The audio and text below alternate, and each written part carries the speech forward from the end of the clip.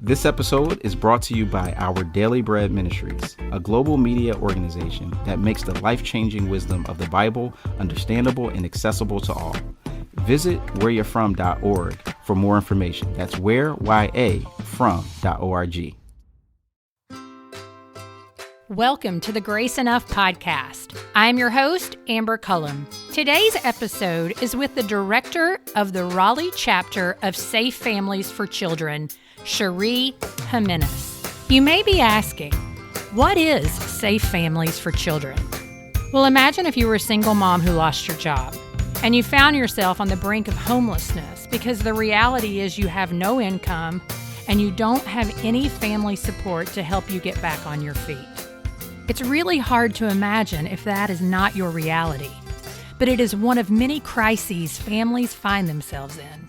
Safe Families is a nonprofit, faith-based organization whose mission is to host vulnerable children, creating extended family-like support for families in these crises. They do this through a community of devoted volunteers, and today Cheri is sharing all about what the Safe Families for Children looks like when lived out. Before we begin, I want to remind you that Cheri's episode, along with all Grace Enough episodes, can be found at graceenoughpodcast.com. In the show notes, you will find links and resources discussed during that episode. You will also find quotes from guests and other episodes that are available related to our current discussion.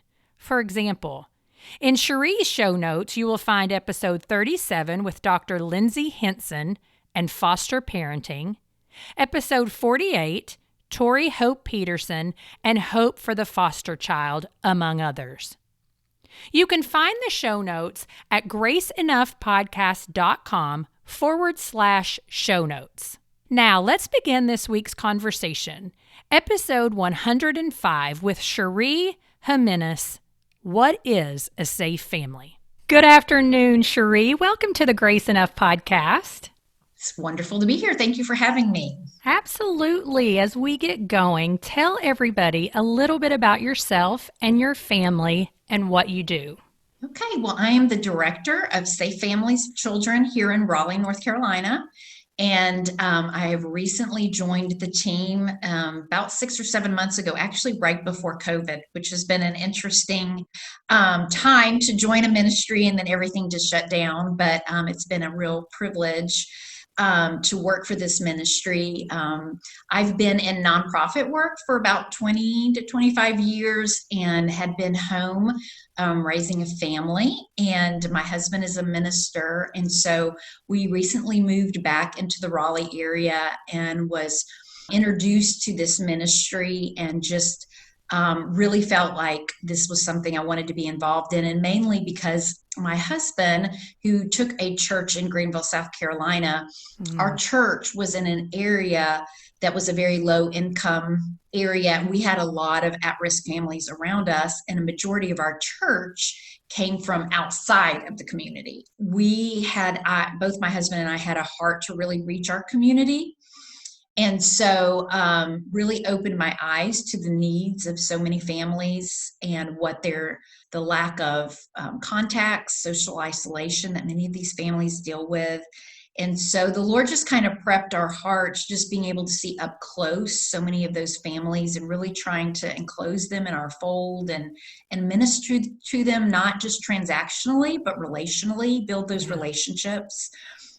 And so when we did come to Raleigh and I heard about Safe Families, it was just a real blessing. You know how the Lord does that. He just brings the next step in your life when you're open. And so when I heard about Safe Families and what they do, I knew that this was something that I knew was needed, but really felt passionately about reaching families, at-risk families in the area, and helping kids stay out of foster care. So yeah. Well, and we're going to talk a little bit about what Safe Families is. But before we do that, tell everybody a little bit about your faith journey and just, how you came to know Jesus and what your life and ministry has looked like up to this point. That's a great question. I was brought up in a Christian home. We have a wonderful spiritual legacy. My grandparents were missionaries in Haiti for 46 years, which is Wow. unheard of. I Yes. spent my summers going to see my grandparents.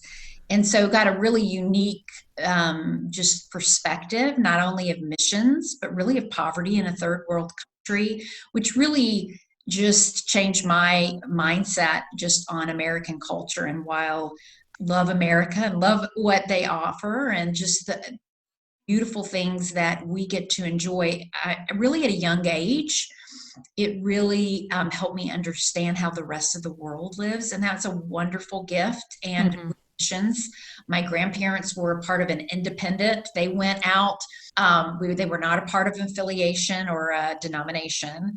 And so Wow. just to be a part of that ministry as a grandchild, seeing my grandparents serve just had a huge impact on me. Of course, that doesn't make you a Christian to see that, Yeah. but overall, that legacy of sacrifice and understanding that it takes sacrifice to win people to the Lord. Mm, I became a Christian young at age. My grandmother actually led me to the Lord, that's so which was awesome. precious in one of the times that we were there.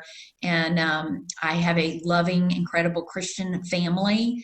My dad owned furniture stores, but when we graduated from high school, they actually took over the work of my grandparents. And Wow. so just had that legacy of not only my grandparents being there in Haiti, my parents took over the work in the late 90s.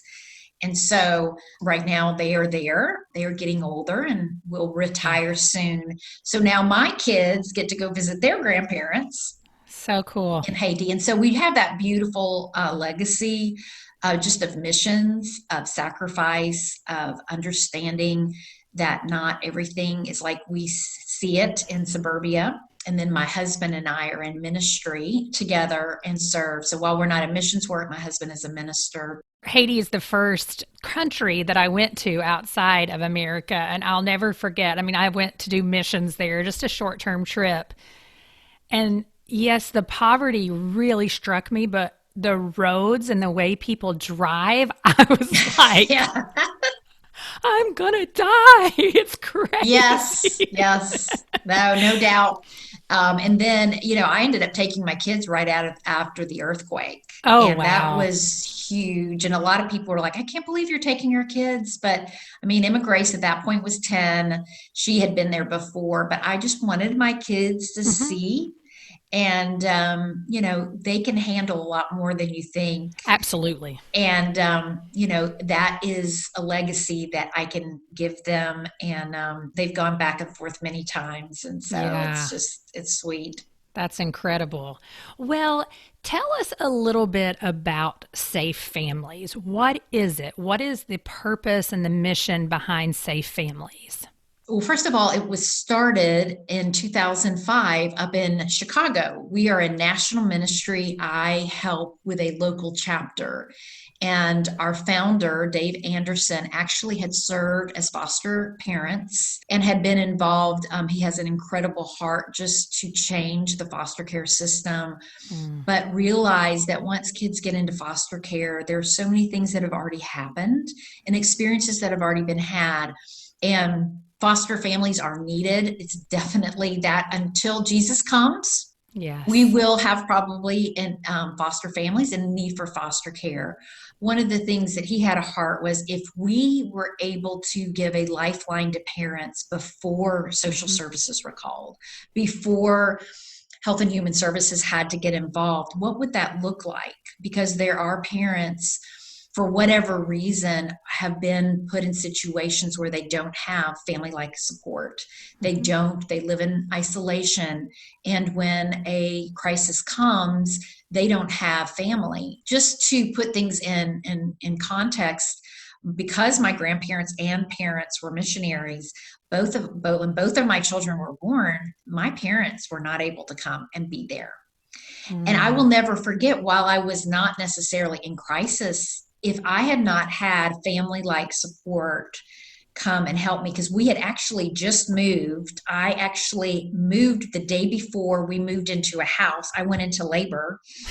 And so I literally brought a newborn, my second child, home to a new home, new state, new job, new everything with my husband. And I remember how helpless I felt. And thankfully we had our church family, but I just was so overwhelmed. And so, just thinking of mainly women who we serve and about 96% of single moms, that people would not have that type of support and be isolated and not have a church family, not have people to call upon. So many times things happen and their children get placed in foster care because one or two different bad things happen.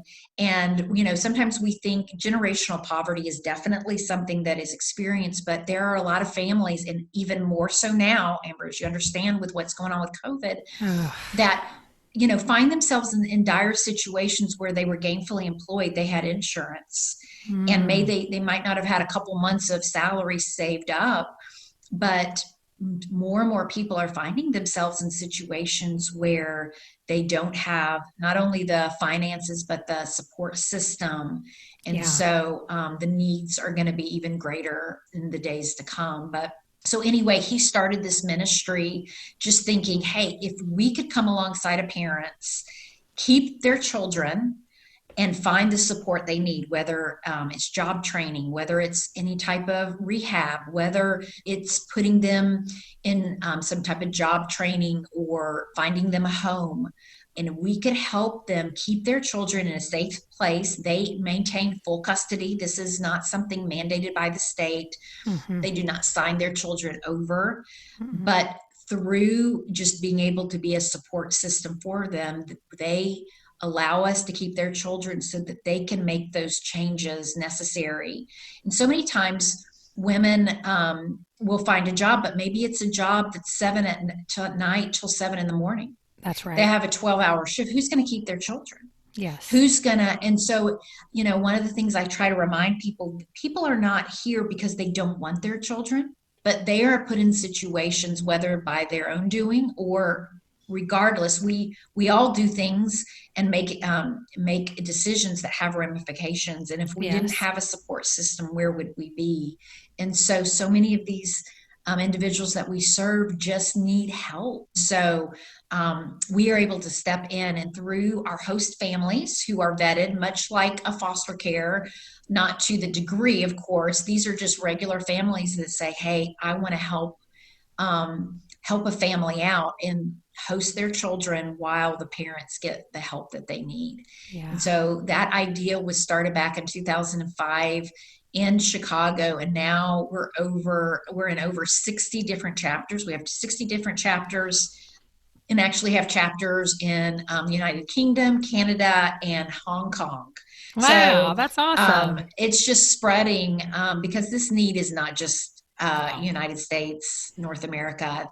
Well, yeah. And I mean, what a picture too of, more of a gospel type mindset, in the sense of you're trying to meet the needs of people, to not get to the point where, the government is getting involved, and not because the government's all bad, but I mean, it is our responsibility. God has asked us to help care for the orphan and the widow. And while this is not an orphan, a lot of times when they continue down the path of having no support, that a lot of times is what happens. And then you're stepping in and it's really late. A lot of people too kind of get confused when we talk about it, because this isn't foster care. I tell people this is a proactive, and we need both. Sometimes people ask me, why don't you just train more people to be foster parents? That's great. And we definitely, there are so many churches and families, and even some of our families that serve with Safe Families are foster parents. Yes. But there's a need for both. And if we can proactively look at the situation and step in with the parents' permission and support and help them, like you said, before the government comes in. And again, we cannot make an overall assumption. They want to do what is best and what is right, giving them the benefit of the doubt. But anytime you have something from top down government, whether it be federal or even state and local, it's just incredibly hard to do that well. when there is just so much bureaucracy. And my hat's off to the many people here in Wake County. They do an incredible job, but our heartbeat is to work with them. And being able to work and prevent children from actually even having to go into foster care. And so I tell people, because sometimes churches will say, well, we do foster care. And I'm like, that is great. But one of the other things that churches can be involved in is be proactive also in that. That's where right. You do both. You take a proactive look at the whole foster care and you also respond. So there's a proactive, but there's also a response. And that's what we do, Amber. We contact local churches and we go through churches. And my husband being a minister, it's a huge blessing because so many churches want to have more of a relational versus transactional. I mean, it's great to do backpack drives and to collect different things and do fall festivals, that type of thing. But churches don't have a lot of times because of where they're located or just the people they serve don't have those contacts. And what's great is that we can come to a church and say, we would love to train your people to wrap support around these families that are in need. And together, the church can assume what I truly believe was the rightful place of the church. And, at the turn of the century, not this past century, but the 19th century, the church and charities were very involved with that. Yes. And it was in the 40s and 50s when really the churches started becoming more inward focused, that many churches stopped thinking about that and the government stepped in. And for better, for worse, that's gone on. But our heartbeat is also to train the local church.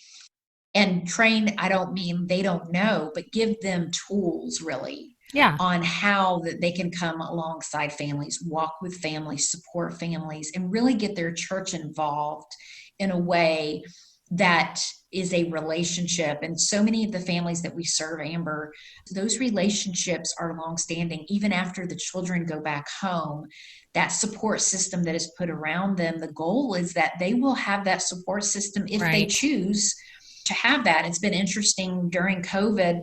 A lot of intake has just stopped just because there's a lot of government agencies reporting with kids not being in school. There's not as much reporting going on, calls, that type of thing. But many of the families that we have served previously, because they've stayed in touch with families, we've been able to continue support. And, even think about it, a year ago, say a family got, there were so many families that we served in 2019 that found jobs, that found housing. But again, they had just started this process. Many of those people lost their jobs in March, April, and May while they had just gotten established, found employment, found housing. They were living paycheck to paycheck, but they were doing it by themselves. That's right. Yeah. Now have gone back into whether they lost. A lot of them are in the hospitality. Oh, yeah. Serve in hospitality. And so a lot of those jobs have been taken, with restaurant, all of that. And so we see a lot of people struggling that had previously gotten on their feet, previously had gotten settled, now coming back and saying, we need help. And what's great is now they do have a support system. That's right. And they feel like they can reach out.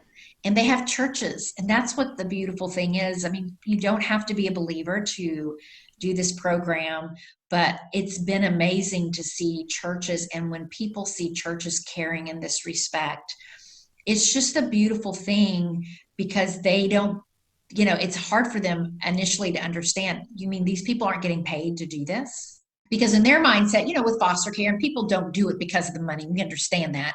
But in their mind, like foster care, people get paid, to foster, that type of thing. And, when people hear like, oh, your families don't get paid, they do it because they just want to open their homes.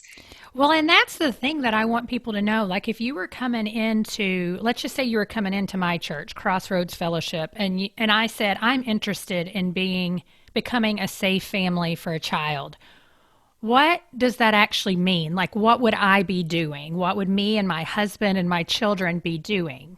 Right. Just so people know, fostering is very long term. This is That's more right. short term. That's But right. what are some of those things, like what would I expect my day to day life and connection as a safe family to be?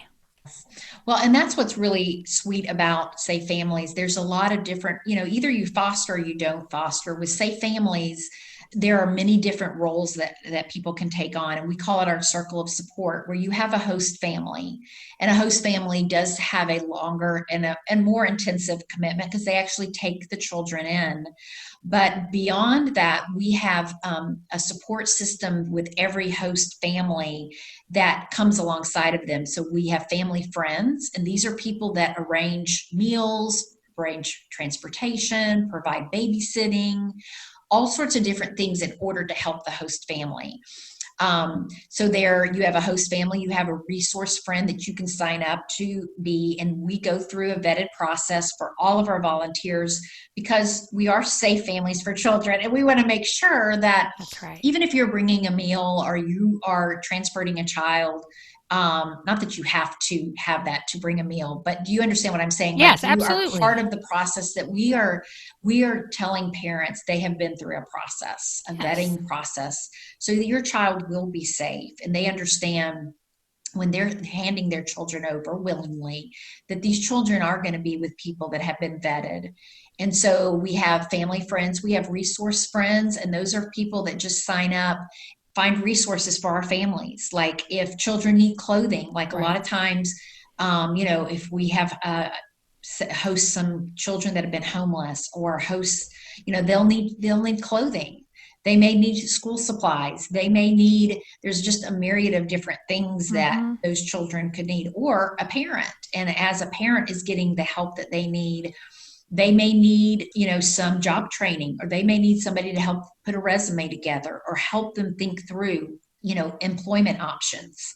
Right. And so I tell people there's really something for everybody. A grandparent to a single person can be involved in this.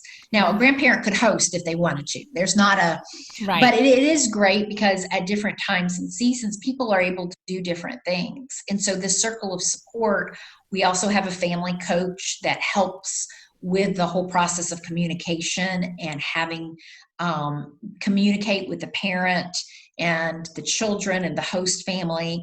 And so this whole circle of support, which would be a host family, family friend, resource friend, family coach, we come into a church and train for this. And so say your church decided they wanted to be a safe family church, we would come in and do like an information session and just say, hey, this is what safe families is.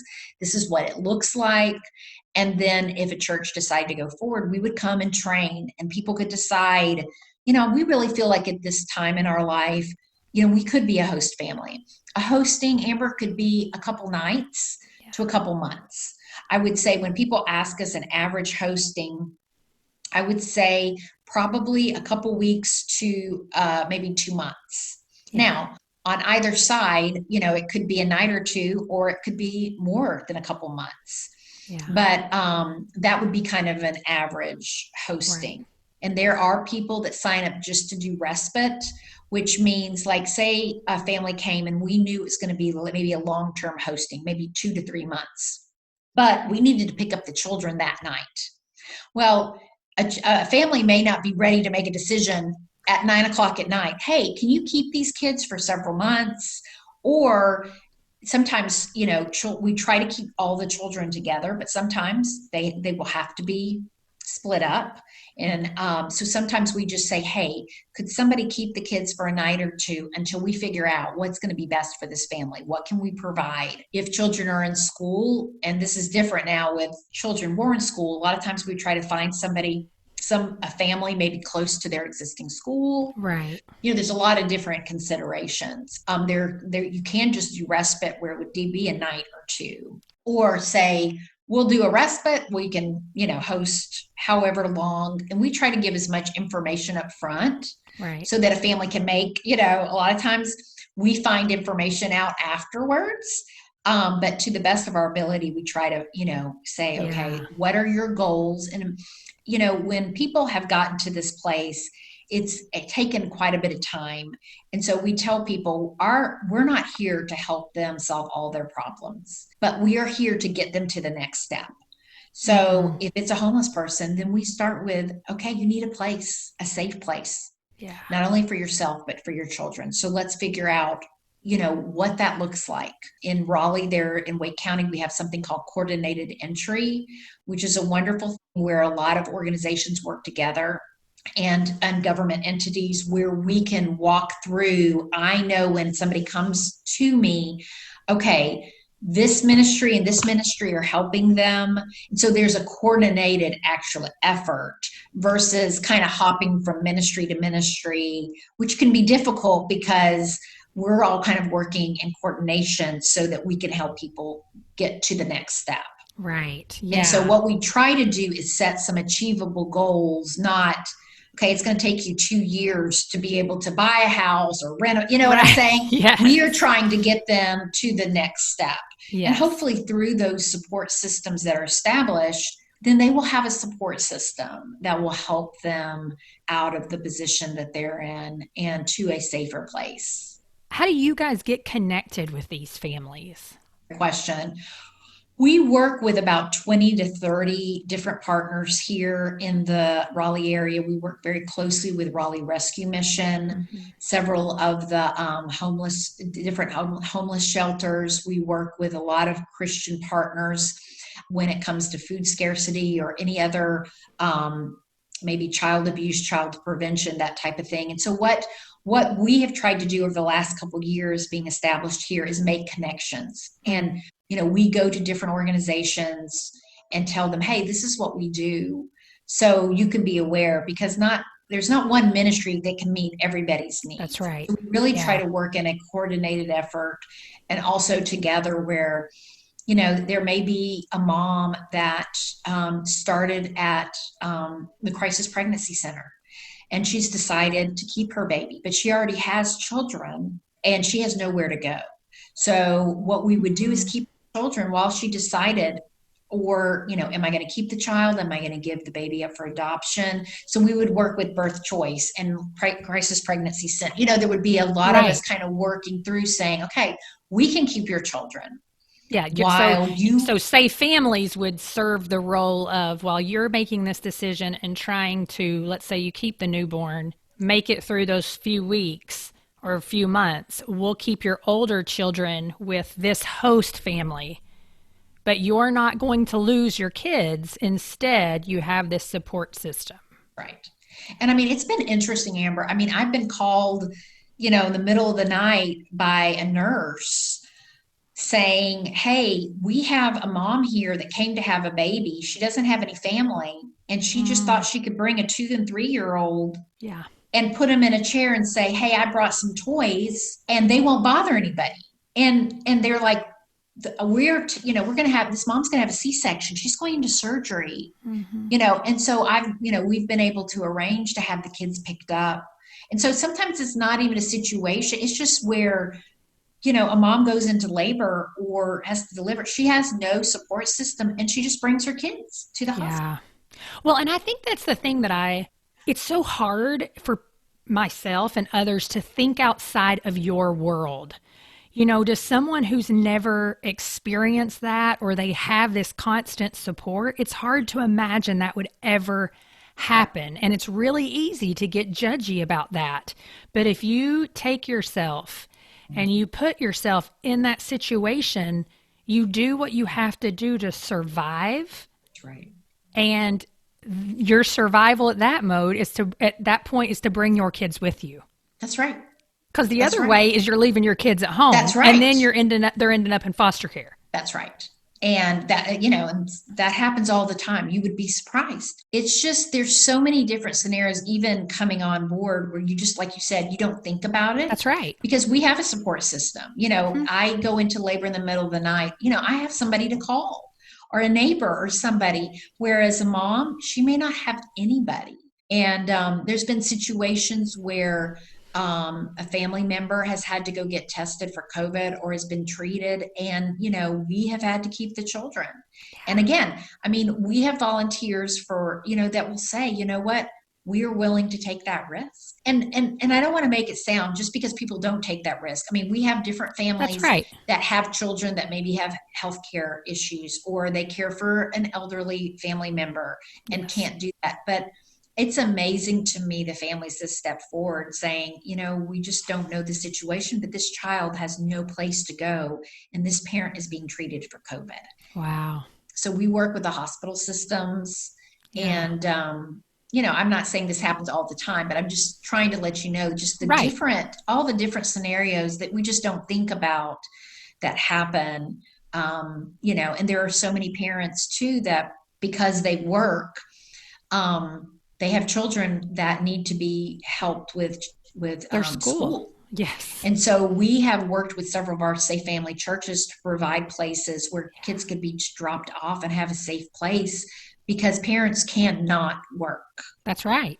I mean, If they have a job, people have been able to make shift and, hey, I'll keep the kids this week, or maybe my kids can go over and, but there are families that don't have that. So we've really tried to be creative the last 6 months as to, what people need and how we can come alongside of them. And, as we kind of enter this new, while there's a vaccine and, on its way, with winter and when people will get it, we just don't know. And so we just always try to stay open to, Lord, how do you want us to serve families? Will you just share with the listener maybe one or two impact stories? And we're particularly talking about the Wake County area because that's where you're, the chapter director.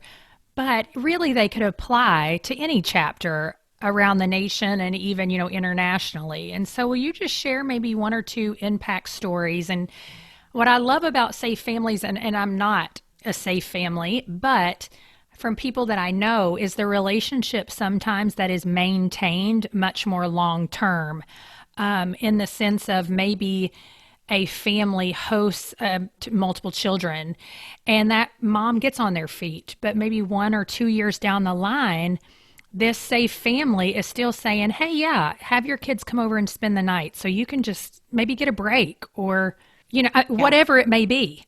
Yeah. So anyways, share a couple. Well, thinking of two instances, one of the things that is really sad, but is such a need, is there are many children that age out of foster care that find themselves in a situation where they have a child. And one of the gals that we've been walking along, she aged out of foster care. And when she called, she said, I swore this wouldn't happen to me, but I have a baby and I have no place to go. And I need to find a job. I need to find childcare for my child. But she was scared half to death because being in foster care and having that mentality that the government or people are trying to take my baby away, it's really hard. I mean, she needed our help, but it was kind of like stop, start. It's hard to gain trust. And she said, you know what? I don't feel comfortable y'all hosting her baby boy. So we said, you know what? And we don't, like I said, each situation is different. That's right. But what we said is, hey, you know what?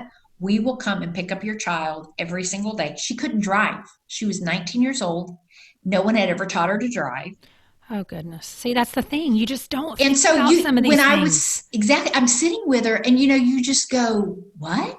Yeah. I mean, I thought she was kidding initially. And she goes, now, do you think you could teach me to drive too? And it was so hard for me to just be like, oh my goodness.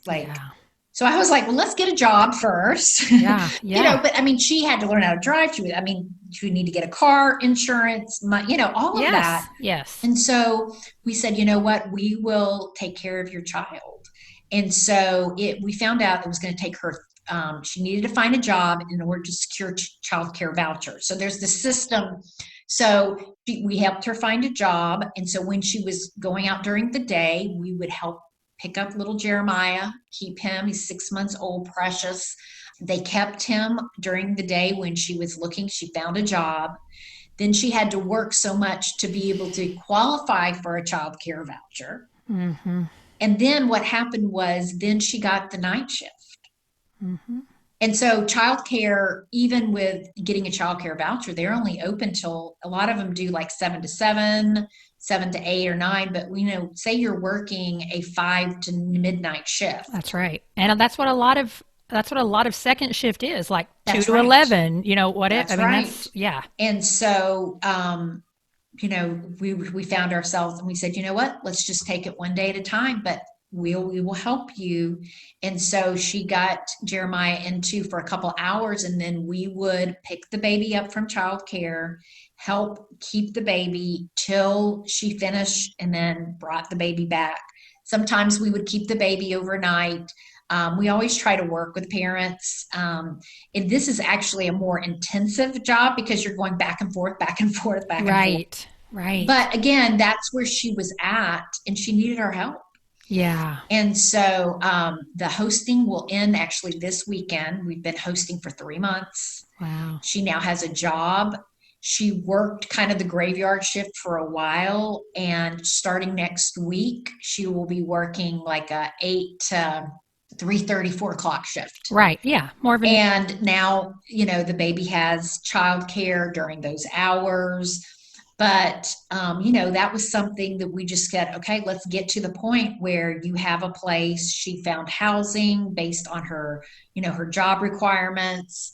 Yeah. And so she has a safe place. It's bittersweet because we just love her and this little boy. And we've had people, step up to babysit, bring meals, so many different things. Wow. She called one night and, had some physical issues. And so I went, picked her up, took her to the emergency room. And I did that only because we had just met her and she really only knew me. And I knew that. So I don't want to make it sound like I'm always having to go out. Right, we have right. people. She didn't have all the stuff set up. She didn't. And she didn't know where to go. And so we got her set up with, a good doctor that she could see. But most of these people, when something happens, they just go to the emergency room. Mm-hmm.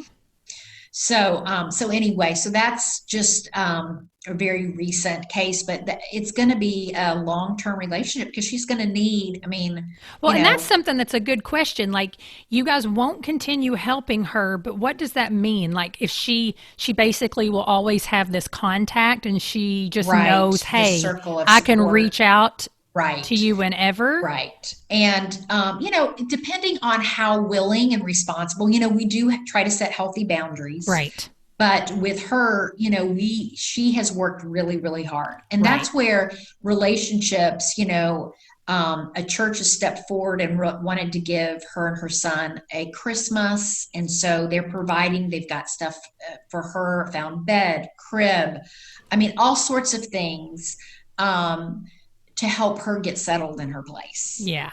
And so, that's been, something that, through that relationship. And, the goal is that if those relationships can continue and say she needs a weekend respite, or she's just like, I'm really overwhelmed, or, hey, I've been able to pick up a couple extra shifts. Yeah. Could somebody keep, the baby while I do that? And so that relationship will continue.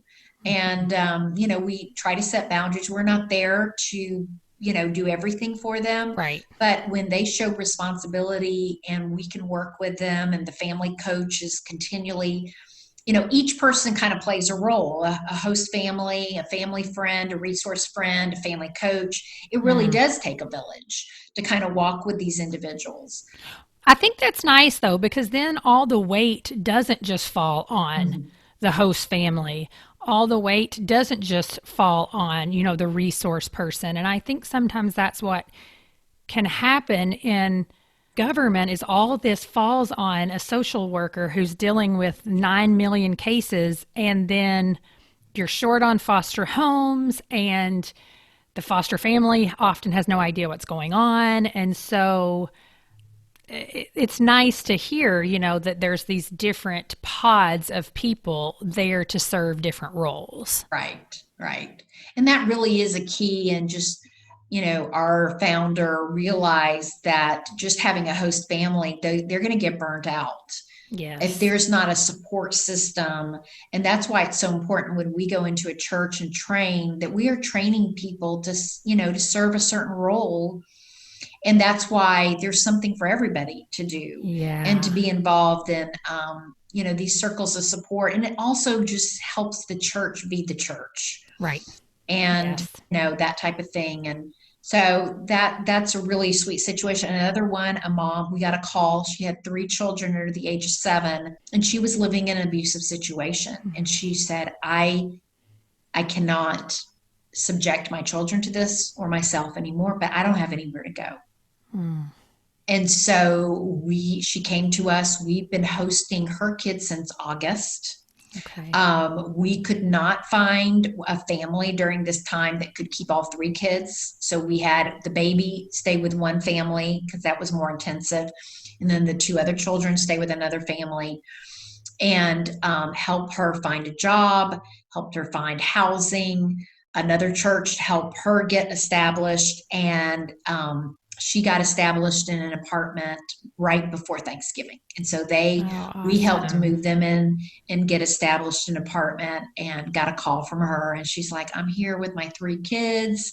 It's just us, but we're having a Thanksgiving, and it was just Right. a sweet time. And, we've invested Wow. in this family and the kids and the host families. And so it's a really, for whatever reason they call us, it's always unique in some Right. situation. There's some things that always there, as far as like they need housing or they need a job or that type of thing, but just the situations and how they got there is unique. Yeah. But our job is to try to walk alongside of them. I want to make sure too that I present the reality that there are people that come and don't really want our help, but think they want their help. That's right. They're not willing. And it is hard. It's just like foster care. I mean, you get some things that are really, really tough. That's right. And it's hard. We had a family, or a mom that just, there was so much more than we could help her with. Mm. We had to get a couple other entities involved and that type of thing. And it's not because she didn't want it. It's just sometimes when generational poverty has been there for so long, just patterns are hard. Yeah. In a couple of months isn't going to do it. That's right. That's Now, right. I will say, if a parent is willing to work with us, we will do a hosting up to a year, dependent on the severity of the case and just, right. exactly The progress and what's going on. Progress and that type of thing. But, sometimes it ends not the way we want. But you know what? We've tried and we've come alongside. And at any time, they could choose to call us back. And we tell them, Yeah. if you need something and we can help, and, you can do the things that we're asking you to do while we keep your children, then we're here to serve you and love you and support you. But it does take a parent willing to do the hard work. That's right. Not just have somebody babysit their kids. That's right. Well, and that's good to hear too, because at that point, sometimes you do have to call in something, more not proactive, but, that's when you have to call in government, because there have to be extra steps taken if the children aren't going to be in a safe environment long term. That's right. And, on occasion, we've had to get social services involved because that was the best thing. Yeah. But that is our last, that is our last resort. And the goal really is that, Amber, that we try to keep families together. And that we, keep families intact. And we say we want to keep, children safe and families intact. Yes. So that a family can be a family and not have to get the government involved. But if we do, then, we will, and that we do that very intrepidly. That's not something we want to do. But we also have to understand that we are not always equipped to take care, and that we try our best, but sometimes the situation is to the point where that needs to take place. Well, Cheri, if someone wants more information to just about how to get involved, taking it before their church, where can they go to get more information, whether that's, again, to become a host family themselves or to donate? I mean, the reality is every ministry needs financial resources as well. So tell everybody where they can find safe families. Well, our website, and it's Raleigh, dot, and then safe safe-families.net. And so maybe we can give that out to people. I'll put it in the show notes. Yeah, maybe too. put that in there. And they can certainly, we have an intake call, like an intake number, if people want that we can, that we can give. Okay, it's 919-346-7051. 919-346-7051. Yeah, and the good news is, even if you just put in safe-families, there's a nice little search tab there where, let's say that you're listening. I have several listeners in Tampa, Florida. Just type in Tampa and it will point you towards that chapter, or Raleigh or Lexington, Kentucky, and it will let you know if there's one in your city, in your area. And then when they can go to the national, if they do that, and they can look and see if there's a chapter in their area. That's right. Absolutely. Well, Cheri, thank you so much for being here today and for just what you do and giving us this information, because I know it's something that's so needed in our world. So thank you. Thank you. And thank you for what you do, getting the word out. If you didn't catch the website or phone number Cheri mentioned, remember those will be linked at graceenoughpodcast.com/show notes for easy reference. Thank you for listening to the Grace Enough Podcast. Tune in next time.